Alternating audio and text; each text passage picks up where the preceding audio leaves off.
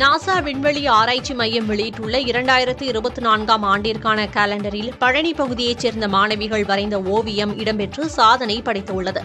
America NASA விண்வெளி ஆராய்ச்சி மையம் சார்பில் வெளியிடப்படும் காலண்டரின் 12 பாகங்களுக்கும் ஒவ்வொரு ஓவியங்களை போட்டி நடத்தி வெளியிடுவது வழக்கம்.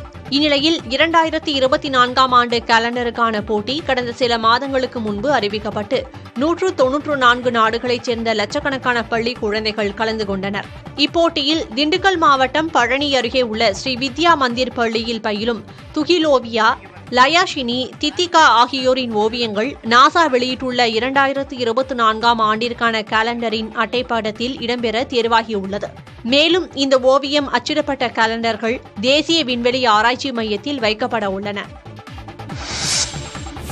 கரூர் மாவட்டம் குளித்தலையில் சார்பு நீதிமன்ற உத்தரவை மீறி இயக்கப்பட்டு வந்த அரசு பேருந்து ஜப்தி செய்யப்பட்டது.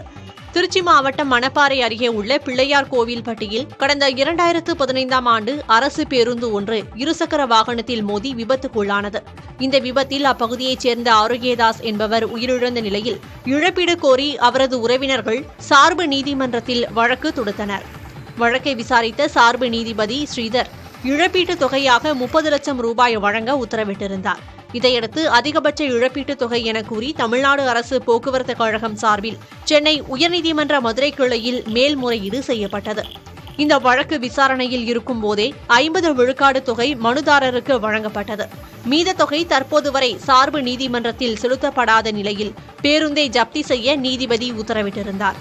இதையடுத்து கோவையில் இருந்து திருச்சி நோக்கி சென்று கொண்டிருந்த பேருந்து நீதிமன்ற ஊழியர்களால் ஜப்தி செய்யப்பட்டு குளித்தலை சார்பு நீதிமன்றத்துக்கு கொண்டுவரப்பட்டது.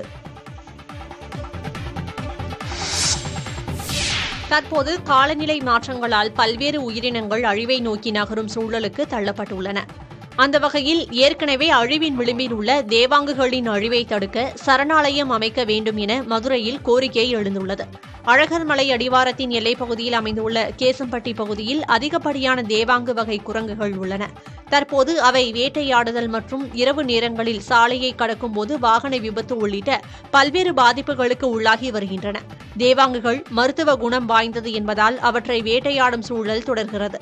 இதை தடுக்க திண்டுக்கல் கடவூரில் சரணாலயம் அமைக்கப்பட்டதைப் போல் கேசம்பட்டி கிராமத்திலும் சரணாலயம் அமைக்க வனவிலங்கு ஆர்வலர்கள் வலியுறுத்தியுள்ளனர்.